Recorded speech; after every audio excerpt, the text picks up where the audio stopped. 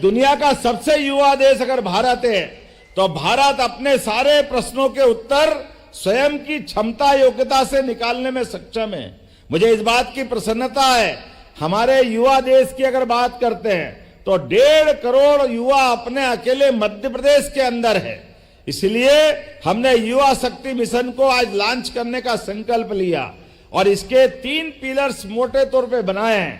वो पहला है संवाद, जिसके माध्यम से हम युवाओं से संवाद करके उनकी अपनी पढ़ाई है, उनकी अपनी इच्छा है, उनका अपनी योग्यता है, उसका आकलन करके वो किस किस क्षेत्र में जाना चाहते हैं। सरकार के विभिन्न मंत्रालयों का समेकित रूप से, कहने के लिए 54 से ज्यादा मंत्रालय हमारे पास है, लेकिन इनका आपस में तालमेल कराते हुए उनकी दिशा निश्चित की है और दिशा निश्चित करने के बलबूते पर हमारे युवाओं के हाथ में काम मिले, उनकी इच्छाओं को अंजाम मिले, उनकी जिंदगी खुशहाल बने और वो देश और प्रदेश के काम आए, ये उद्देश्य युवा मिशन का है। मुझे इस बात की प्रसन्नता है कि जब हम युवा मिशन में युवाओं के सामने बात कर रहे हैं तो आज का जमाना केवल कागज की डिग्री से काम नहीं चलेगा।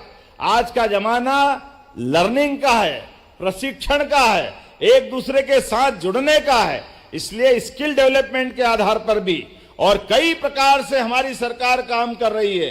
एकमात्र ये काम नहीं कि केवल हम सरकारी नौकरी देंगे, एक काम ये नहीं कि केवल हम अपने कोई सबको कारखाना लगा के सबको काम दे देंगे, हम उसको स्वावलंबी भी बनाएंगे, अपने पैरों पे खड़ा करेंगे। किसान बनता तो उन्नत किसान बने, अगर कोई और काम करता तो आज की तकनीक के आधार पर वो अपनी जिंदगी को और खुशहाल बनाए।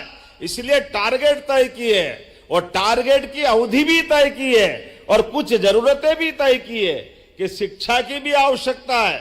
इसलिए शिक्षा का भी संकल्प लिया और हमारे बीच समृद्धशाली बनाने के लिए, स्वावलंबी बनाने के लिए उसके जीवन के विविध पक्षों को जोड़कर उसको आगे बढ़ने का मौका दिया है। हमने 2028 तक का संकल्प किया है कि 2028 तक मध्य प्रदेश के 70% से ज्यादा युवाओं के लिए हम रोजगार उपलब्ध कराने का